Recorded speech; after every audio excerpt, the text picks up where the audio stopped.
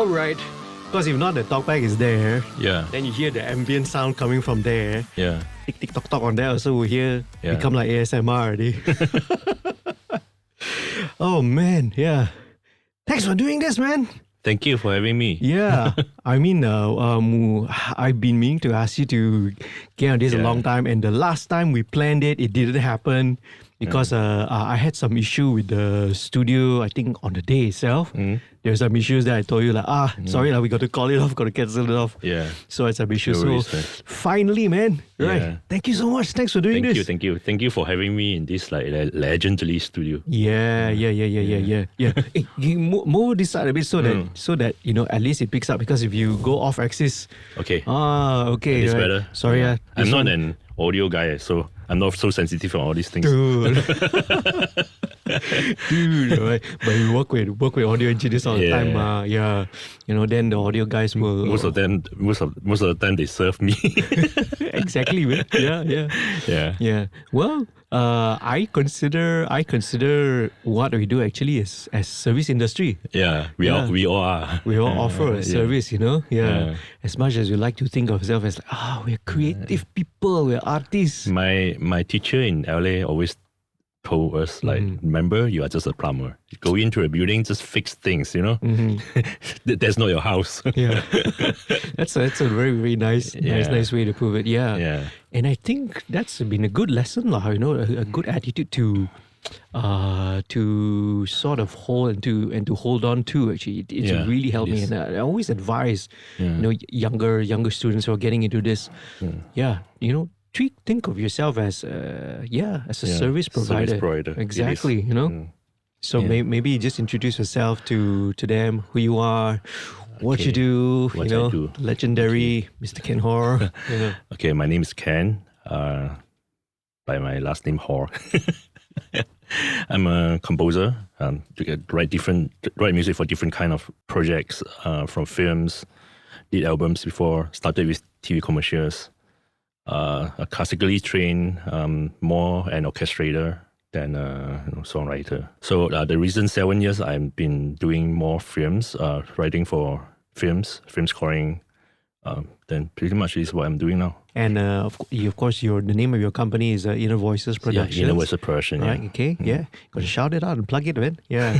Go check it out. Yeah. But I think, man, for anyone who's already in the industry, in the film business already, you're already a household name lah. Okay. Not household lah. People in the industry, they know me. Yeah, so there's no need to go and plug the company already. They already know Ken, man. Yeah. Awesome. I mean, I'm really honored and really privileged to have you here to share your story, to share maybe some of your lessons, to share some of the things that are out there. I mean, one of the main purposes of this podcast that I do is to just document, some experiences, the stories of people who are in the behind the scenes, who are in the industry. I'm not interested to talk to the movie stars or the celebrities or artists. I'm interested to talk to the engineers, the producers, the composers, because I would be more fascinated to find out about this. So I guess let's start maybe with my first question would be, how did you get into music in the first place? Okay. I started learning piano when I was 9 because I was too active. Jumping around, especially breaking things. So my mom just say, okay, go play piano and then just stay there, don't spoil things. So that was how I started. And high school, I joined Pancharagam and got really, really active, got into some competition, then decided to study music. I played the trombone. I was a trombonist. I was the first, my batch was the first batch of students as MPO, the Petronas, the Philharmonics.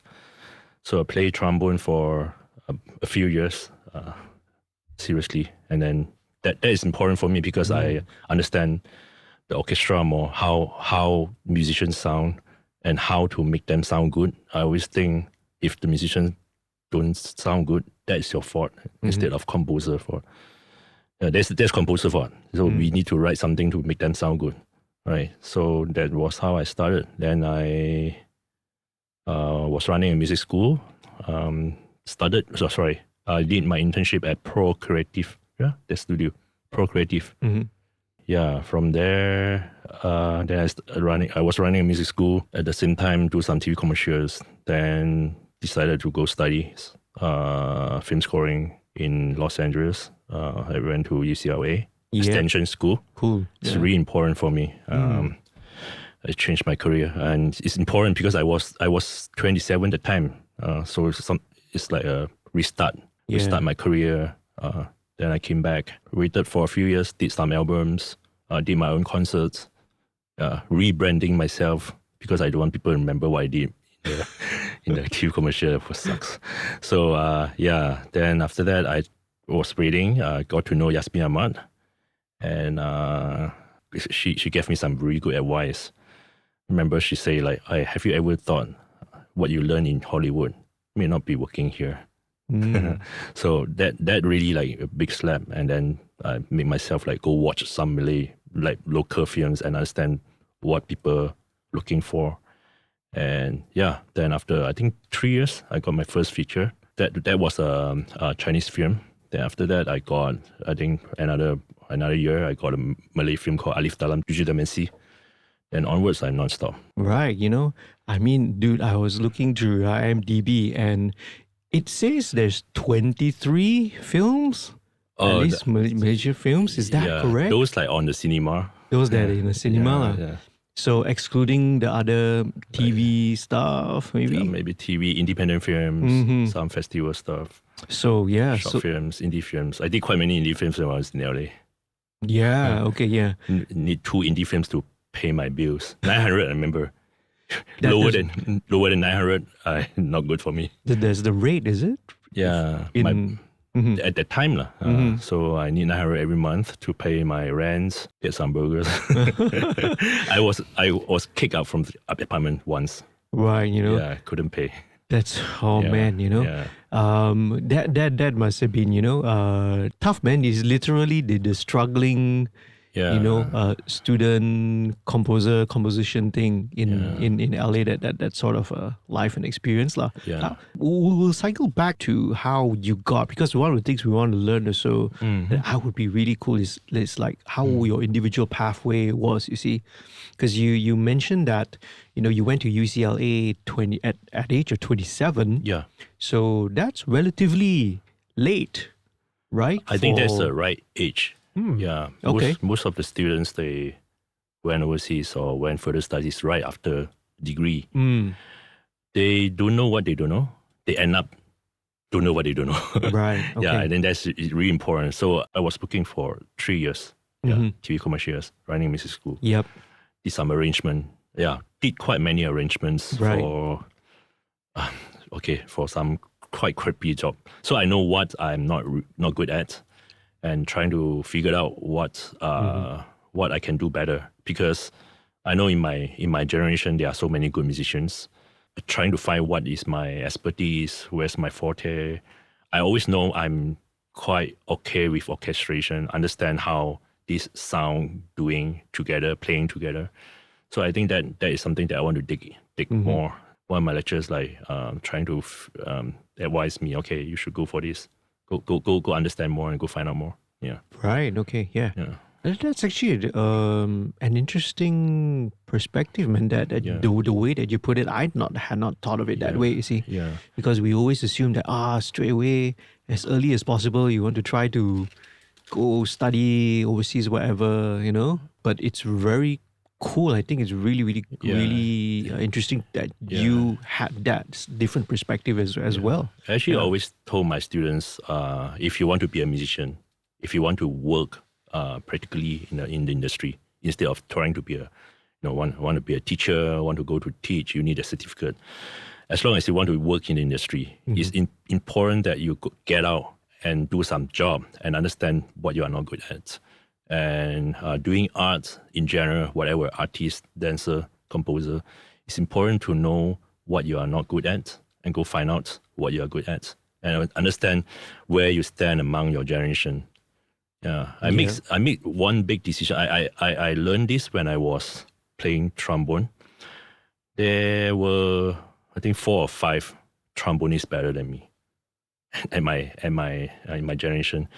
So I know my teacher is always at the orchestra, like NSO, the MPO. No way they were going to retire. So there are not many jobs for me if I continue playing trombone, So I'm very honest to myself what I'm not good enough. So, and then go find out what I'm better and just keep on digging there. Yeah. I mean, again, valuable, really, really valuable lessons and perspectives. Yeah. Yeah. So after I grad from UPM, I studied in UPM, by the way. So I worked for a few years. I find out I'm not good in something. I just go find out from there. If I without that 3 years, I probably don't know. If I just keep on studying, I may not know. Right. Yeah. Very, very cool, man. Yeah.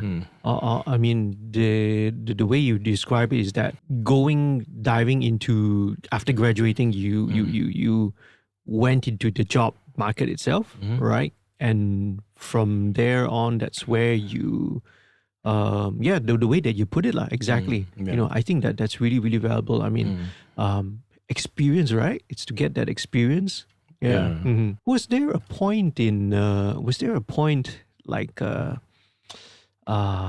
throughout your whole journey, right? Especially early on during those early years, where it suddenly dawned on you, where it came to you like, hey, this is what I wanna. This is something that I really want to be doing for the rest of my life. Yeah. I'm not a very good. I play the piano. I play the piano. As I say, I play the trombone. I'm not a very good performer. My basic is not very good. But I like to imagine things. I like to dream. I like to.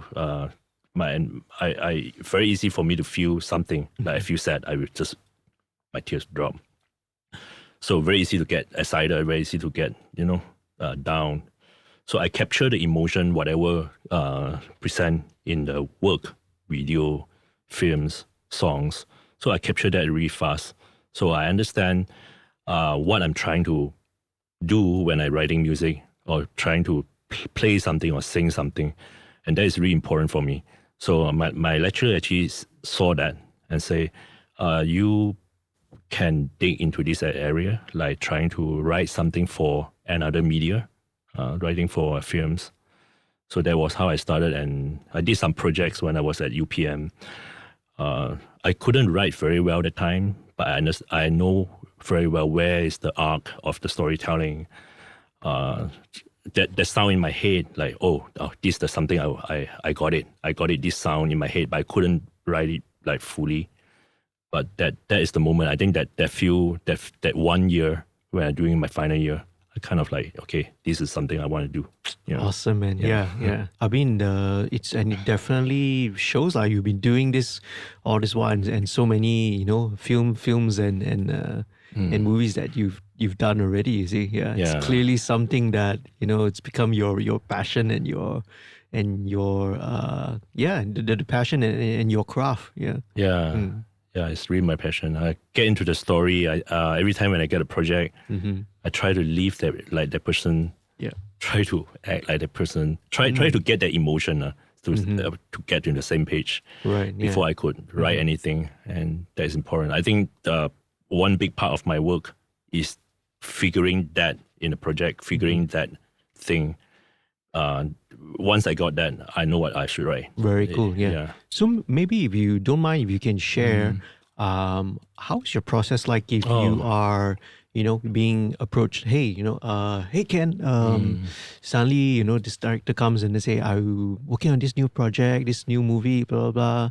Right, I'd love you to score it. So could you maybe walk us through how the process is like?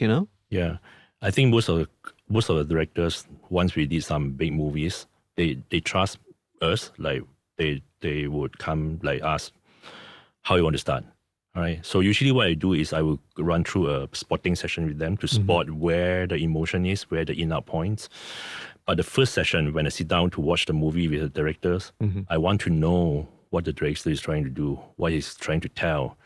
I will watch the whole film with the directors and try to ask a lot of questions about the movie. I wouldn't go in as a composer. I go in as an audience. I trying to understand what is his execution, what is his intention, point of view, all these things. Is that the audience emotion or the actor emotion?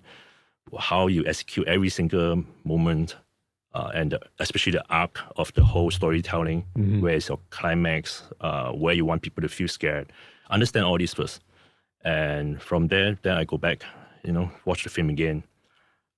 Then set down all the spot. They usually have a reference music called temp track. I was going to ask about that. Track. And the temp track, they need to get the temp track out because they need to send for the censorship board. When they approach me, that's way after censorship board. Right. And they almost lock the film. So I know when I look at the reference music, I will go figure out why they like this music and why they like about it, and what elements that trigger their emotion they think is fits with the scene, right? So these are the spotting session that I categorize them, categorize what kind of motif I have. Usually we will start with the motif and themes. In movie, it's good to have a few motifs, as not many, like 3 to 5 motifs. The most, go to not more than 10, definitely. Like 5, I think. Right. 5 is good. But from the motif, you could develop to different themes, like sad themes, love themes, exaggerated or whatever. So then I categorize them. Okay, build them into, put down the spotting according to the in-out points, and write out the function and asking why do you need music here? What's the function? The function is to represent something, the location, to represent the person, or to represent what the director want the audience to feel, that kind of emotion. Right. So figuring out all this until you understand every single moments. Okay, then now I'm going to start writing. Yeah. Very, very cool. Yeah. Spotting sessions, man. That's usually, for the fun. Have you ever, what would be the ratio of, about the temp tracks? Yeah, I actually had a question about that. Do the temp tracks, do you tend to stick closer to maybe the vibe of what the temp tracks are, or have you ever gotten where the director says, just ignore the temp track and just do what you want? I don't like that. I will check out what the temp track is about, why they like that. And when they say that, ignore the temp track totally, then I will go find out what you like about that temp track. Maybe, let's say example, you feel really nervous, or feel really eerie. Okay, let's say eerie, right? So I go figure out what music in this temp track, which part you feel eerie that you think you fit with that thing. I wouldn't ask him like that, but I will go figure it out myself. Right. And when I do a simple demo, I will just stick with that. There are a whole bunch of elements in the music from the temp track. I'm not going to take all of them, maybe just the strings line. So I'm going to take the strings line a bit and put on my own composition. Right. Yeah. Okay. Cool. Yeah. That's good to know. So you never seldom get a request where just go different. You don't go way off direction. Okay. Every films they have a few moments that you can show off your music. Yeah. Usually not many dialogues, or maybe just walking down the street, a long shot that they want the music to show certain kind of emotion. One kind of emotion. Okay, those I call it MV scene or music video scene. Okay, then I will show off, write as many as I can. But other than that, I'll stay underscore, under supporting dialogue, supporting emotion. Do not write. Do not over take too much attention. Yeah. So, once you've done with that already, once you're done with the spotting section, you mentioned, right, you establish your motives, you establish your themes. What would be the next step? All right. The theme, the motif is a very basic idea. It can be a melody, can be harmony, but most of the time it's the sound itself. Maybe some rumble. That sound if the motif is very simple, I can develop to very different themes, right? If the motif is very complicated, let's say, example, a very clear 8-bar pattern, I can't develop much because it's already there. Yeah. So the motif can be just a few notes. And most important, I think nowadays, if you're talking about film score, sound is important. If you listen to all these recent films, the sound is always playing the tone, the uniqueness of the sound they choose, and how you record the thing, or what kind of VST you use. That is important because that is recognized, and that can become very cinematic, can cut through the frequency. To find that sound to become a motif, I think it's important in the beginning, and make sure you have that. Then after that, when I develop the themes, I can go far. Yeah, answer the question. Oh, yeah. I mean, sort of, yeah. So this one would already be, we'll segue into, some of the more technical stuff. This one you already be obviously working, what was the door of your choice that you work in? I'm using Logic. Logic is my main door. Yeah, for all the composition and everything. For all the composition. I sometimes will go to, I use Reason sometimes. Usually very rare, but when I need to build some groove, probably I can try Reason. But most of my stuff is on Logic and VST, and a lot of recording. So, what's your favorite, man? What's your usually your go-to nowadays in terms of the sounds that you use? Yeah, or is it a industry trade secret? No, I whatever sound I use, like VST, I always try to hide something in there. Depending. If we are doing more, we are doing ghost movie, I always will hide my voice in there, in the strings. But you don't hear the voice, but it create different texture.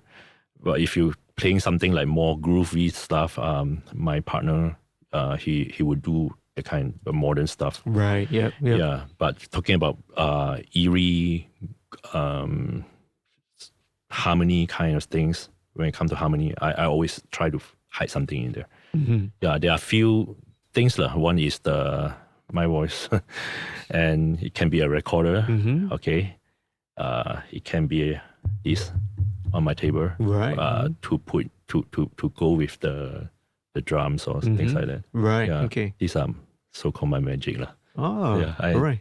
I mean, you always like to, inject something that's organic. That's a real, something that you created yourself, literally, physically, that you did this, you created the sound. Just a little bit you will do, and you're going to copy and paste a lot. But every film, so-called, they have some little unique sound. Yeah. Sometimes I will do it like towards the end of the whole process, because when I layer, there'll be one same thing to layer everything. Right. Yeah. Okay, very cool. I mean, that must be a fun inside thing that only you and inside only know. I haven't told anyone. I think even Law that maybe he knew, but I am not sure. Okay, now everyone will know. But that's cool, man, because you still, I guess that still gives the human touch to it, your personal touch, even though. Okay, I have a secret. I recorded a whole bunch of an instrument called Nicofun. It's a very random frequency, and very thick, and it rings very long. Once you hit it, it will ring like about 3 minutes, and I put that into a lot of stuff. Very cool, man. All right, check it out. Later I'll probably put a graphic up there. What a Nicofun is. Plus Wikipedia description.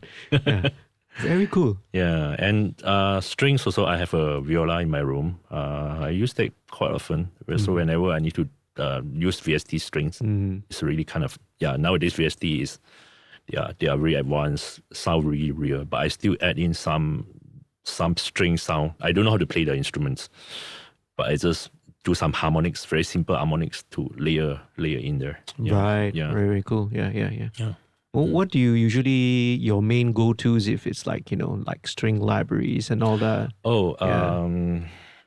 I use Project Sam, some Spitfire, and These two. Oh, I use a lot from hybrid strings. Mm-hmm. Hybrid strings. There's a VST called Alafu. Okay.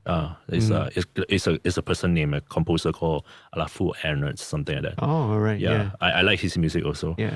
So his VST always processing from the strings. I like that one. Yeah, and I always use that to layer the real strings. Are you on the Composer Cloud or anything like that? It's a subscription based. No, I'm not on Composer Cloud. Yeah. No. Yeah. So most of these are just you buy all these individual by individual. libraries lah. I try to avoid using Omnispheres for very long. Okay. Is it because everyone has got Omnisphere, right? Sound the same. So so I try to sound a bit different. Yeah. I since you're talking about that, it used to be everyone had stylus. Yes, once everyone had the Omnisphere. scenes, it sound the same. Yeah. Everyone has that same action loop. That's from stylus. So I also stopped using it. Stylus? No. I try not to use that. Yeah. People know. Yeah, because it's like, that loop there, that same loop. Or even if I do, I think with stylus, people don't utilize there's this remix function where sometimes people just this one nice already, they just use that. So maybe that's where you end up hearing people, why in this one got this loop, the same one. I use some. I think I used a few times, but I layer something. You won't recognize the stylus. Yeah, okay. I mean, I love it, man. You always make that effort to turn it into something, just a little bit effort, and so that people won't recognize. They won't recognize that's your stock preset. Loop, dangerous loop, whatever, 138 BPM. I always record things whenever I go to a recording. Whenever I have a recording, whatever project, I will always record something extra.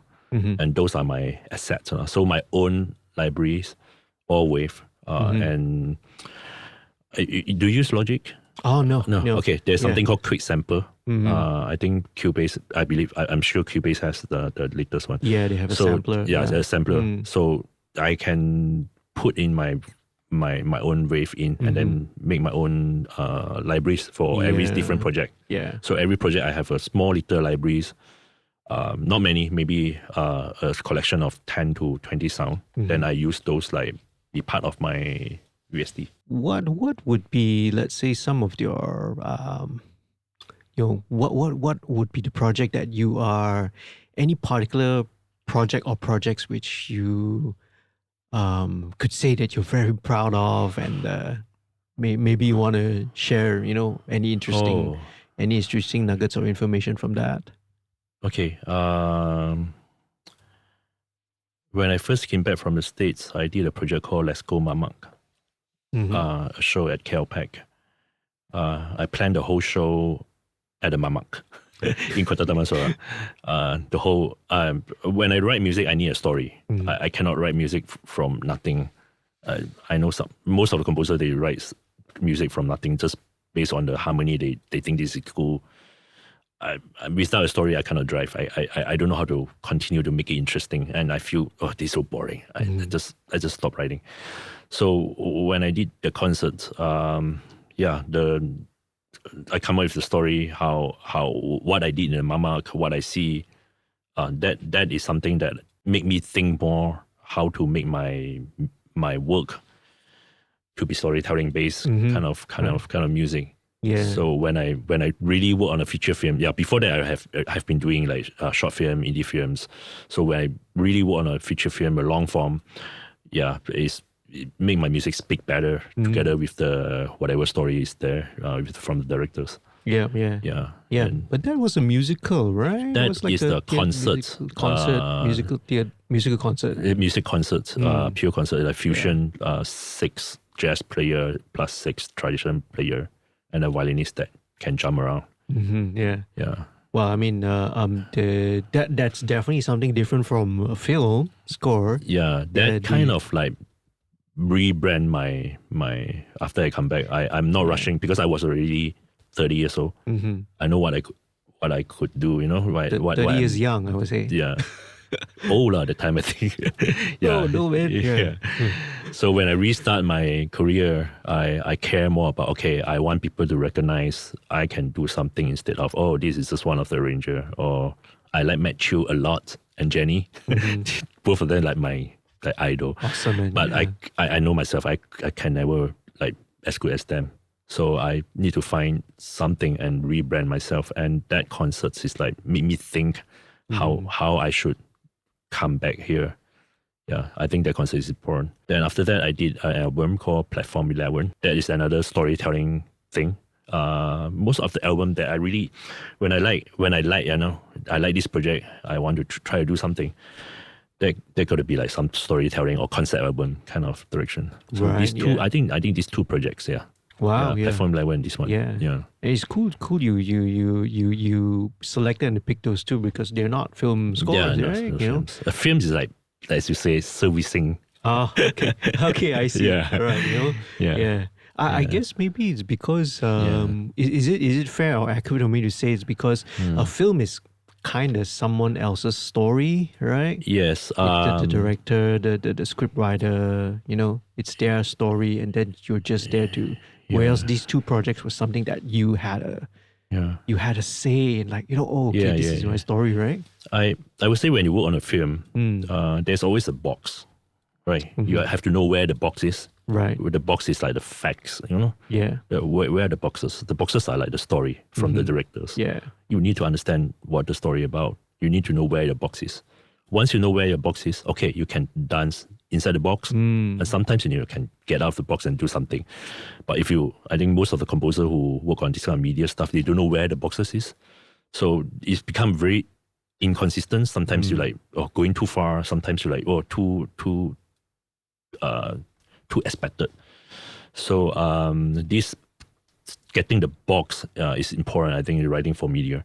And we as a composer to go into other people's box, yourself have to be, got some unique sound, like your characteristic, your uniqueness in your maybe your music writing, your approach.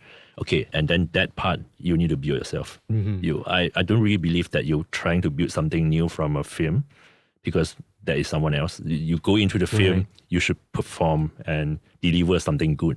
But before you go in, I would prepare myself.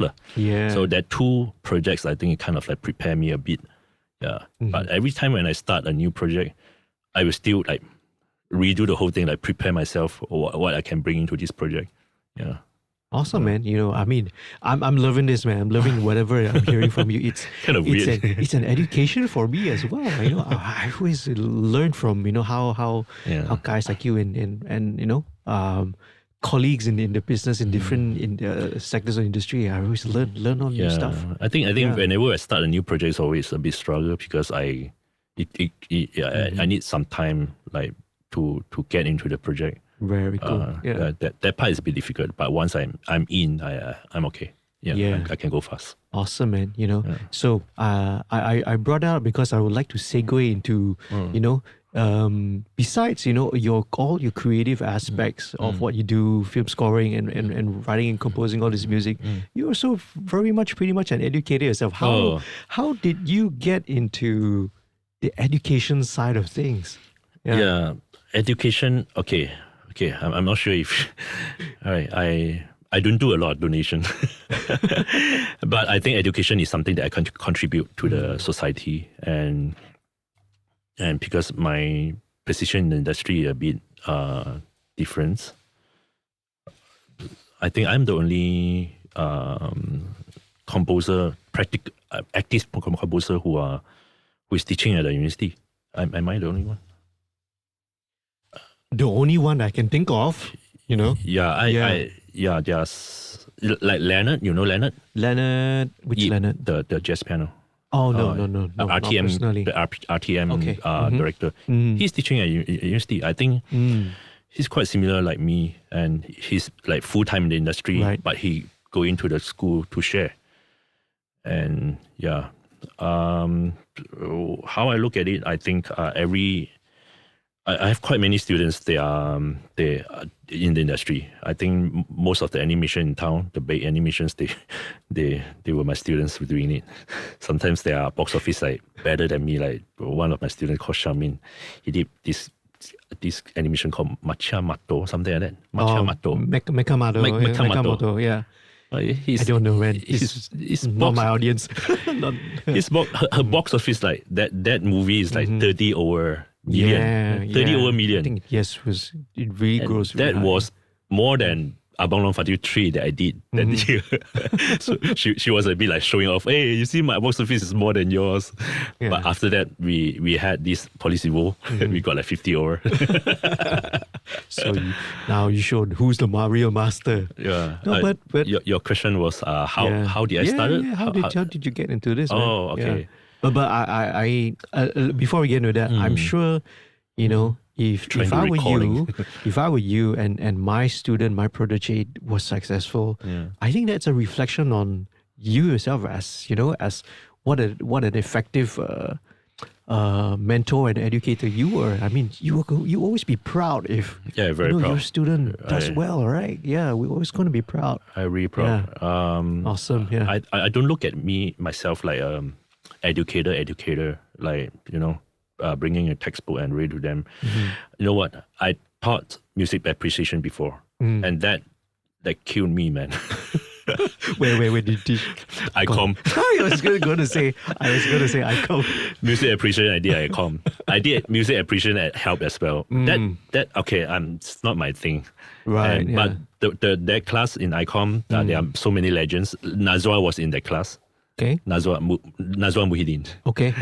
And Yahuda was in the guitarist. Okay, you're right. Yeah. There are many. There are a few more like it. Yeah. There are many. What year were you in ICOM that? I was supposed to teach orchestration. Yeah. What year was that? That was 2008. Yeah, okay. Yeah, I know Yehuda, but he's like way super junior. Yeah. That time already gone. Really. Yeah. When I first came back, I just want to get a job. I know I want to go do film scoring, but that will take me some time to understand the industry. Right. Prepare my demo. I have been showing directors my demo, but they like my music, I think, but they couldn't think how to put my music in because it's very orchestral based. Then Yasmin told me, hey, maybe your music is not what directors here looking for. Maybe you need to rework your demo. I think she's trying to tell me that. So I really look into that and prepare myself again, and then I got it. I got some films. Yeah. So when I first got into that, ICOM was the first class that I taught. I think I was maybe I want to share something, but it's more like I want to get some pay. I started from there. Yeah, correct. Yeah, I mean, you have to get by, Yeah. But that time I really did my first concert, the Let's Go Mamang. Yeah. So I have more things to share, not just from textbook. Yeah. Then after the first, Law is in that class. Yeah, Law is in that class. Right, my very first batch students. Yes. Shout out to Mr. Law, Law guitarist. Law, check him out. He's like super talented. Anyway, so after the first semester, then I realized, okay, maybe I can share with because at ICOM there are so many talented musicians. So when I met them, I thought, okay, these students actually don't need like education, but they need to know how to get to the industry, to understand what I've been through, and maybe they can prepare themselves more better. And I can see, I went to watch their Friday concert, is that? Then I said, wow, they are good. And Freddie and whoever, Mr. Z, they taught them pretty well. And I thought, okay, they should prepare themselves better. Okay, I know what I can share at the time. I had some classes when I was at UCLA. There was one class called Survival Guide for Composers. Wow. That class is so important for me because the teacher called John Hill taught me how to prepare my demo, all right? How to plan my career, how to do your short-term plan, long-term plan, and how to approach directors, how to approach your. And that, over the years from the ICOM days, when I see there are some potential students and they want to know more, I will share them. And that become my, something I want to do with the students. Besides what I want to teach, like orchestration, whatever. Wow. Yeah. That's very good. So music appreciation, just forget about that. My other classes. Yeah, that's very cool. I don't know about you. I actually did enjoy the music, at least back then. Music appreciation. I think I was good students. The late Mr. Frank Ong. Yeah, he was my music appreciation teacher lah. Yeah. Anyway, But talking about that class, that survival guide class, was it an actual module, that actual class? Yes. Wow, and that's great. Yes, that was great. And then the teacher like sharing everything. Yeah. And he brought in some other composers in. Yeah. Yeah. Some big composers. I forgot. Alan Silvestri. Wow. Mm-hmm. Yeah, you know. Back to the Future. All right. Yes. Alan Silvestri came in. Yeah. So they share things like how much you should charge. Okay. What you're looking at. How should you start? Yeah. All right. I learned about something like you check out the people around you. You know, you study film music at that time. Go find out people who study film. Okay. Try to work with them. They grow, you grow. They go to festival, you go to festival. Absolutely. Yeah. If you try to pitch to some established directors, no, it's different, just different level. Yeah. Correct. And then one more thing is like check out the music around you. Check out the work around you. You can check out like Herbie Hancock. You know, check out Miles Davis. You never get to meet them. Yeah, check out people that you can meet. So when I came back here, I also same thing. If you study piano, check out Tia Chi Xiang. Instead of check out someone in the States and wow, this talent, man, but you will never meet this person. The accessibility, the path to access. That's really important. It's exactly the same thing I tell audio students as well. Yeah. You know, you have to, you have to reach out and sort of network among your peers and amongst people around your level in order to realistically, if you want to get into the industry. Because these connections that you make today, right, are going to be your potential partners and collaborators and clients in the future. And I think there's one school, Aspara, they all the arts classes that are all under one roof. I'm not sure how good the standard there, but I think there should be a dream place for young musicians, young dancer, young animators. And they under one roof, and they can meet each other and collaborate on projects, cross their different art forms, across their various disciplines. That is important. Cool. But whereas others university in Malaysia, because of the structure, how they build it, it's very hard for a music student to meet a film student. Even a module, a subject like that, survival guide thing, man, I think it's important. I don't know any college or university that has that. No. Look, my proposal, just throw away one of the MQA subjects. That's the useless one. Just replace it with this. You want to talk about this? I have a lot to talk about. Oh, okay. Yeah, there will be maybe another. Or if you want to dive into. just a little bit. Okay. Yeah, man. Go MQA, ahead. whatever. Okay, this is what they are hired to do. Yeah. Okay, the lecturers, don't blame them. Okay, learn as much as you can as the students. Okay, but I think the lecturers should open the door. Okay, maybe this is not your expertise. Okay. Tell the students, okay, go find out this from this person. Just give them a Facebook or wherever or IG. Okay, go reach out to this person. He's professional in this thing. And most of the university, most of the program we have here, they are not using the industrial standard kind of things like the softwares, the knowledge. Let's say you want to be an arranger, you want to be a film composer, whatever that something to do with composing in the industry. I think the chart is important. The arrangement chart is important. And this arrangement chart is not taught. Yeah. Hello. Yeah. Even last time also, I think we had to learn Sibelius, I think, back then. Oh, okay. Yeah. Yeah. There's too many things to talk about if we come to this. Yeah. No. Okay, we reserve it for another topic and another one. Yeah. Otherwise, I know we could go down a deep Yeah, they rabbit were hole. really deep, yeah. Into a deep rabbit hole, man. Yeah. Yeah. So, besides ICOM, I know you also teach at several other places. Yeah. I went to MIA. Malaysian Institute of Art. Yeah, got some good students that are still working with me until today. Nice. And after that, I went to UITM until now. Yeah. This is I think my 14 or 15 years. Wow. UITM. Okay. Yep. Just because of one thing, because they have film scoring class. That's right. Yeah. Correct. And the Shah Alam, of course. Yeah, Shah Alam. And my film scoring student came back. They went out to study, came back, and then she's teaching the class. Awani. I'm only teach one class now, Jingle Production. Right. At UITM. Yeah. Very, very cool. Yeah. So again, I mean, it's a sign of a great mentor and a great. Yeah. You say you don't think yourself as an educator, but you are, man. Yeah. You made an impact on. Yeah, I don't follow textbook. I just share with them. Okay, how I should compose, how you should churi things, how can you churi, and what is the tips how to do that things. Yeah. How you look at picture, how to score to bar lines to adjust the things so that you can fall on the downbeat. I teach very practical things. And most of them, they are in the industry. They will come back and tell me, thank you for telling me that. Those are the valuable things. I mean, textbook, everyone can read textbook nowadays, or Google or YouTube video or whatever. But I think also personal, also because UITM, he trusts me so they just let me do whatever I think is very, good. Very cool. Yeah.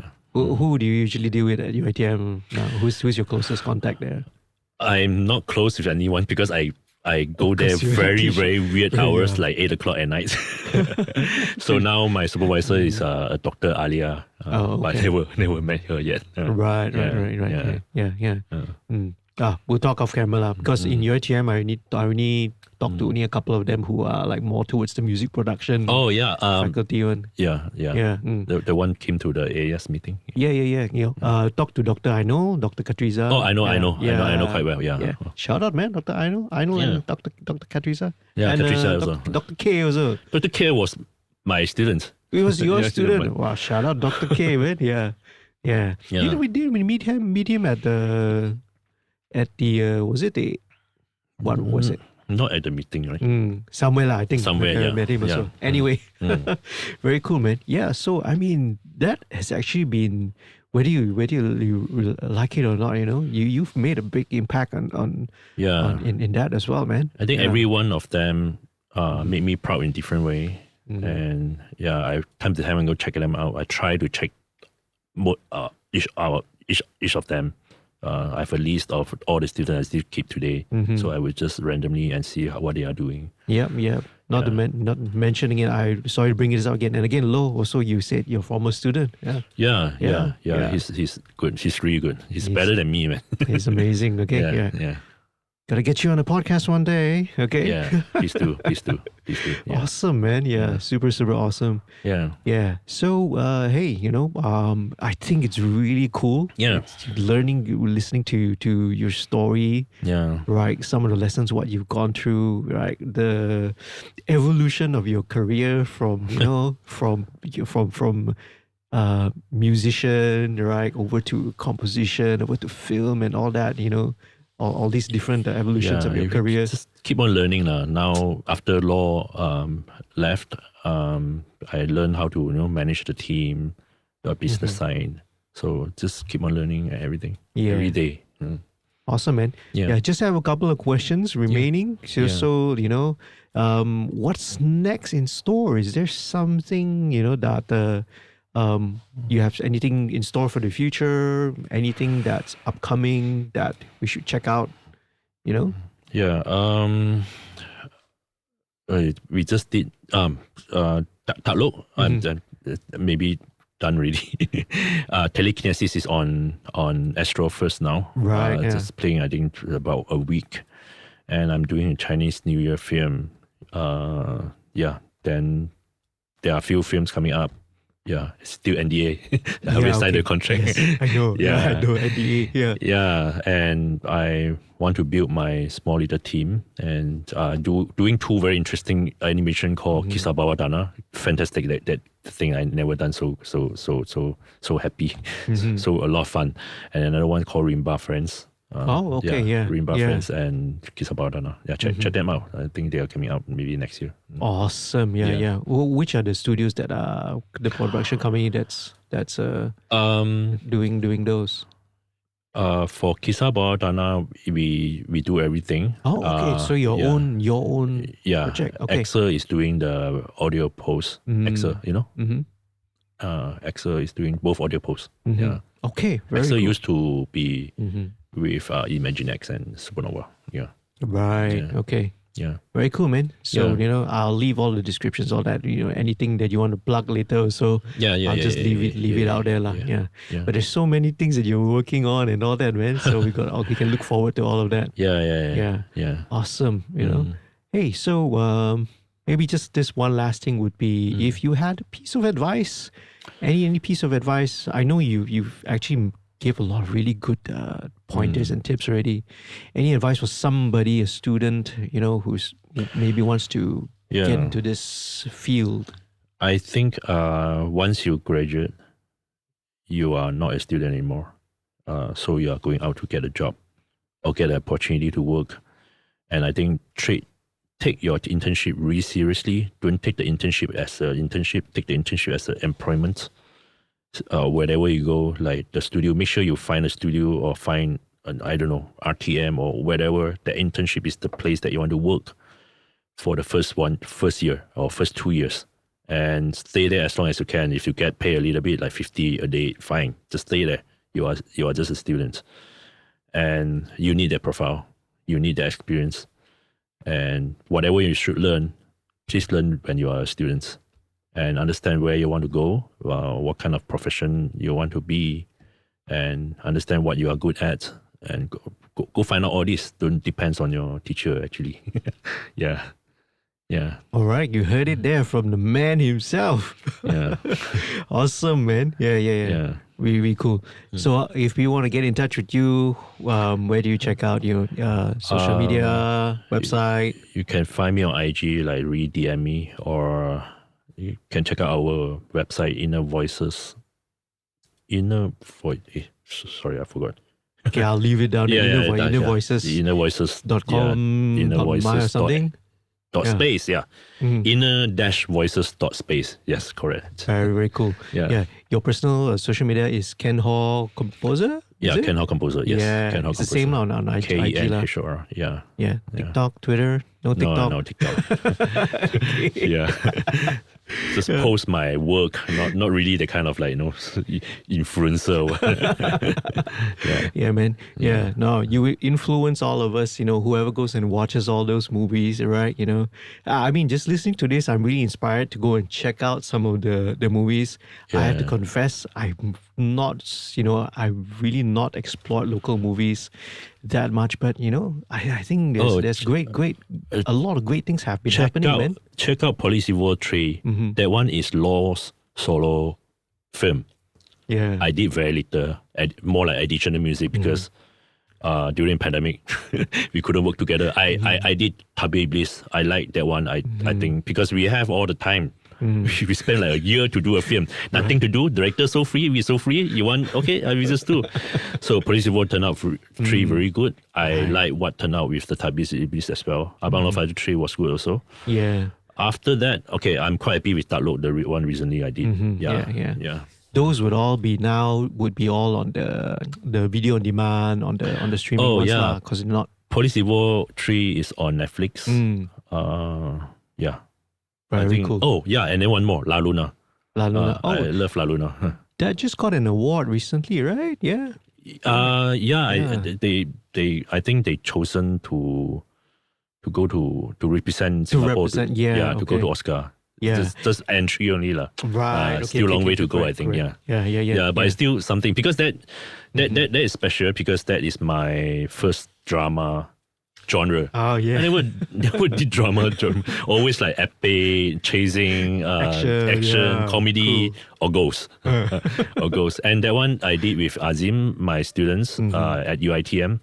Nice. Like my little boy, and now grown up, and he become like another law, something like that. Yeah, it's really happy to see him growing. Awesome, man. Yeah, things that you can check out. Yeah, awesome. Yeah. Thanks for doing this, man. Thank you. Really appreciate it. Yeah, it's been a pleasure talking to you, sir. Yeah. All right. Thank you, man. All right. Bye, everyone. Bye.